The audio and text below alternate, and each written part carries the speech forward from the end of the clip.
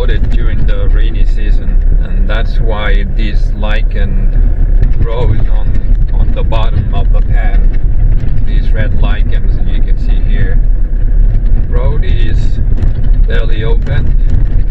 It's got some sections still with some mud, so you can imagine how this gets during the rainy season.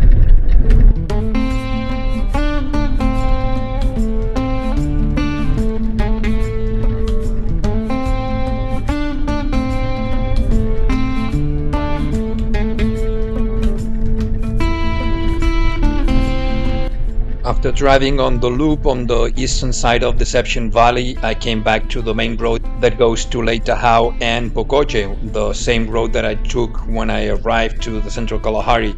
So we are going to fast forward until we get to the turnoff to Piper's Pan.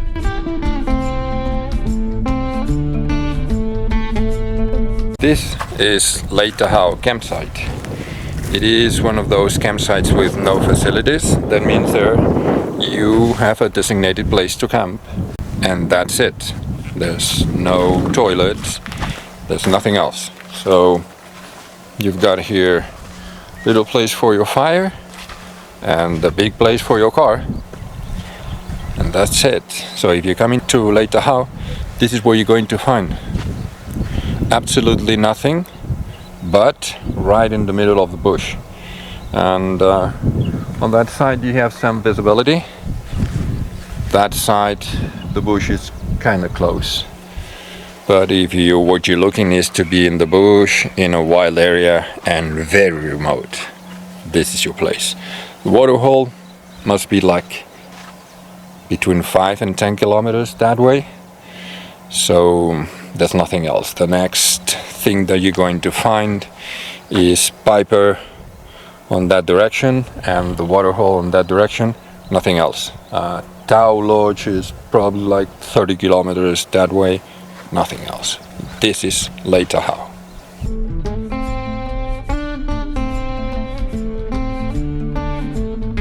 Leopard.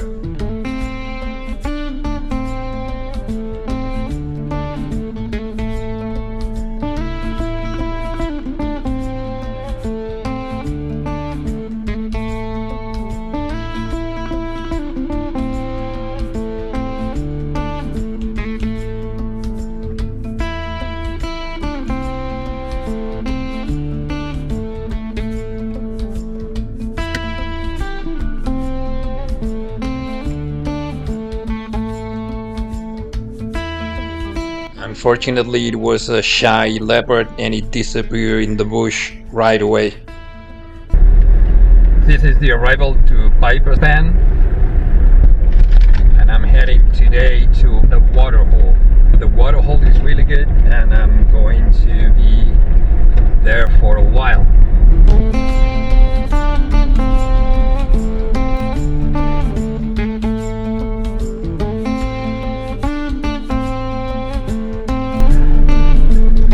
Let's do the Piper Pan loop, and then we'll go to the waterhole.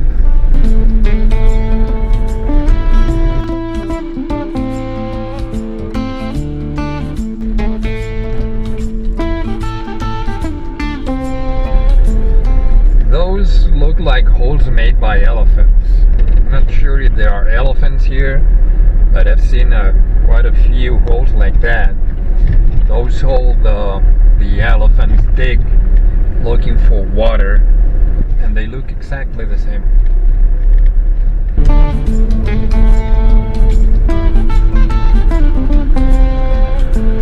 Hi, how are you? Good, thank you. Struggling, huh? Not much. All the signs here are broken, so you better get a good map.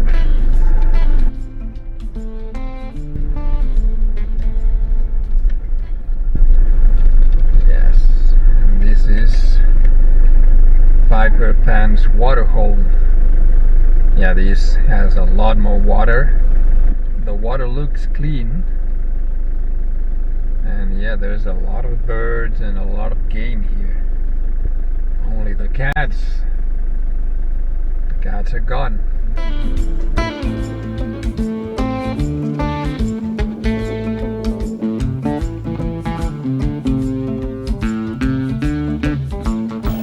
Kudos and lots of vultures.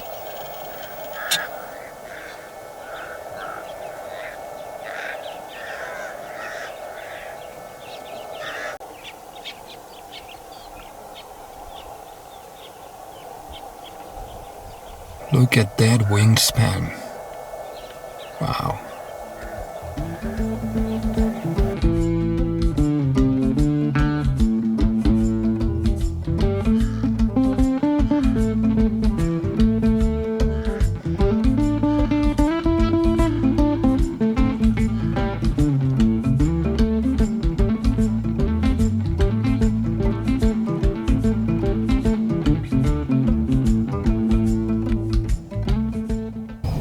They don't trust to get closer to the water. They got there, some 20 meters from the water, and they stopped. And they have been there for 15 minutes. There we go. First one gets to the water, and all the rest follows.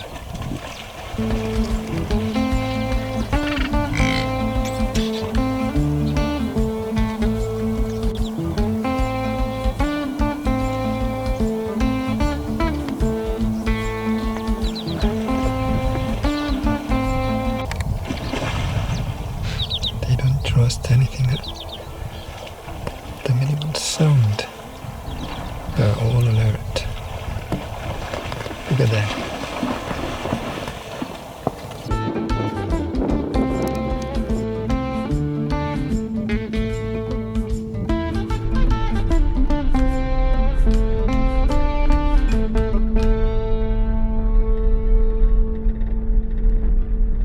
Driving around the Piper Pan, and right before I was about to leave, I thought, let's take this other back road. I haven't been there yet, and I saw far on the horizon tree and something under the tree, but it could be anything.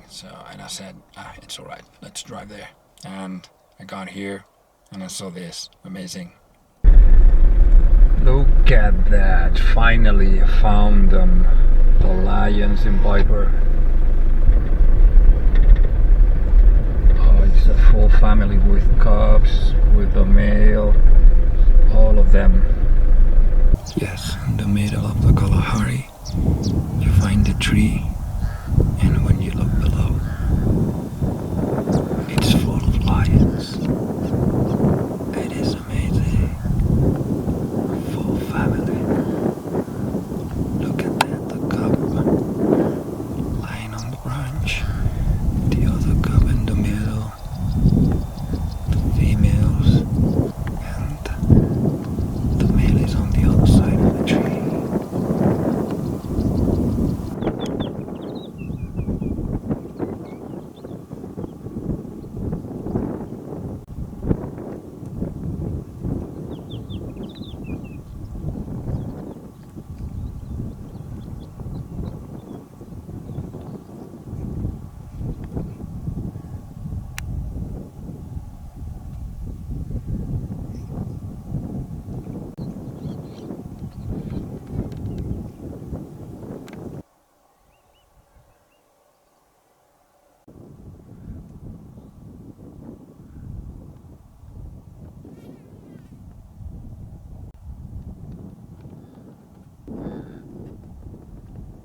This is the Central Kalahari. You can be driving for hours seeing nothing or almost nothing, and suddenly you come across something like this, or the dogs, and you think, what's with this place?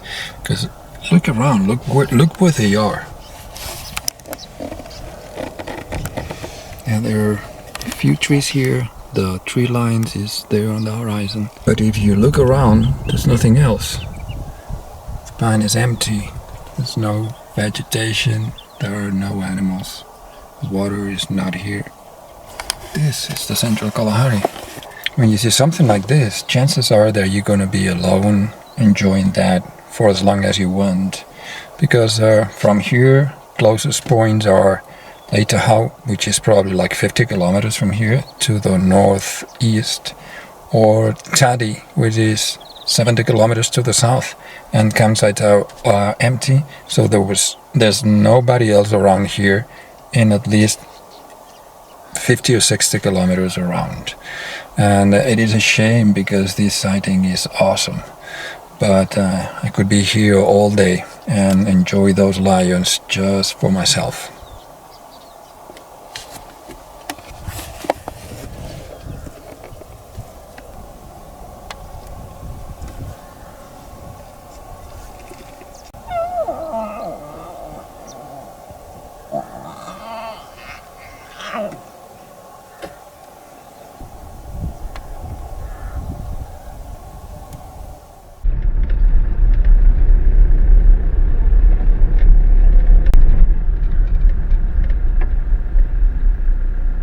That was Piper campsite number 1. I wanted to show you, but there's people there.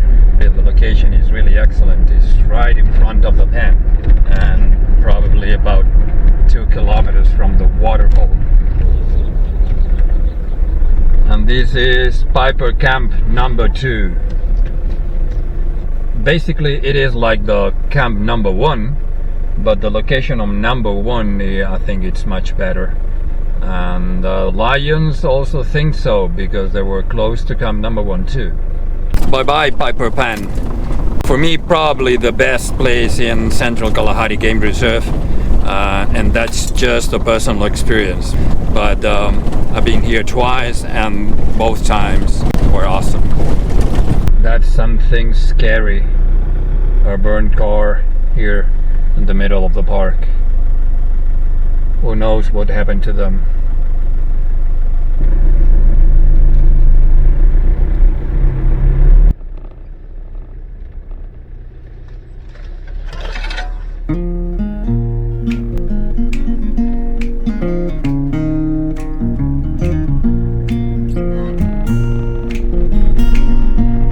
There's elephant dung here again, and some guys told me that they saw 2 elephants this morning near Piper waterhole.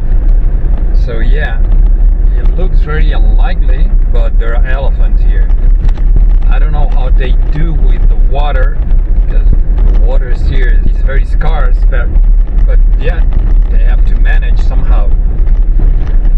These are the final plans of the northern part from here to Xade. Some 50 kilometers of a road that looks more or less like this, and that is the last part of the northern section of the reserve and the beginning of the southern part, which is totally different to the northern section of the reserve. At this point, I must admit that I wasn't sure about what I was going to do next.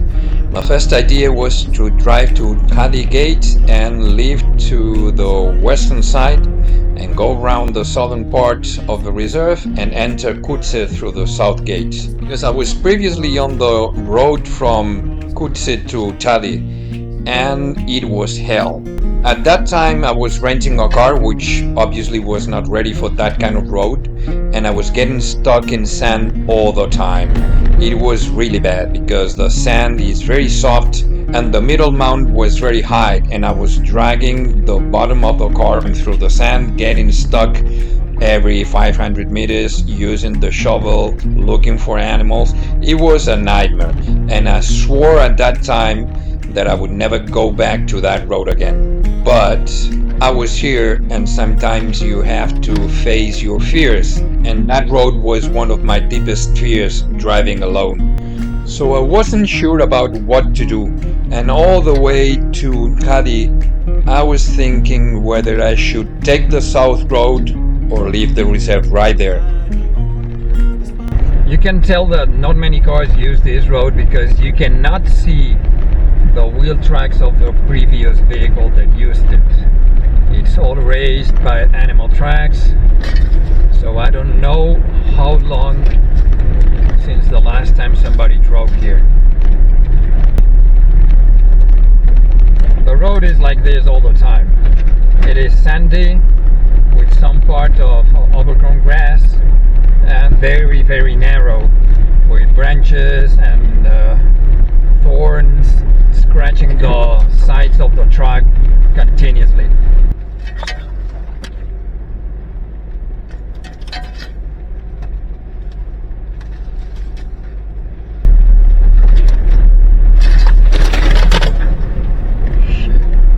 Yeah, the branches are coming inside the truck.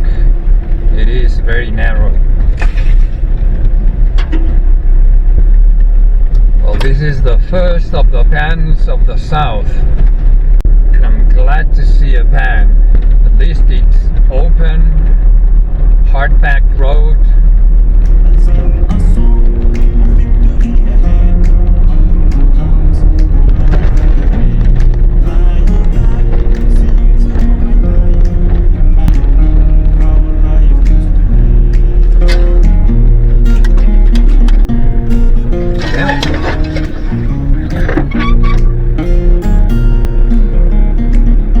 Doesn't want to go. Come on.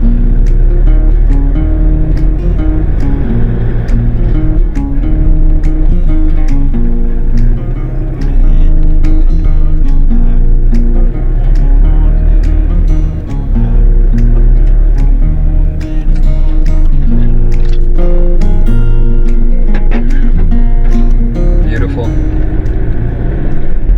The good thing about driving late is that the sand has hardened because of the lower temperature, and it's not as deep as in the middle of the day when it's hot.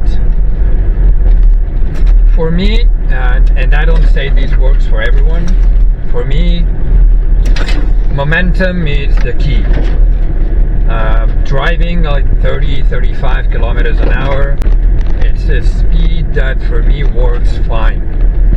We'll see when the sand gets deeper, but in this type of sand, 30-35, and try not to reduce your speed.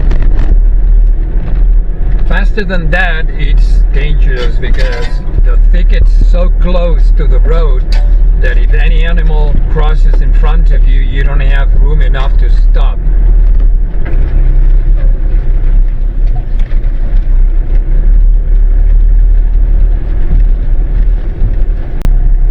Now this part here, you don't even know if you're on the road. Yeah, the grass is very overgrown. Well, this is the arrival to Xade,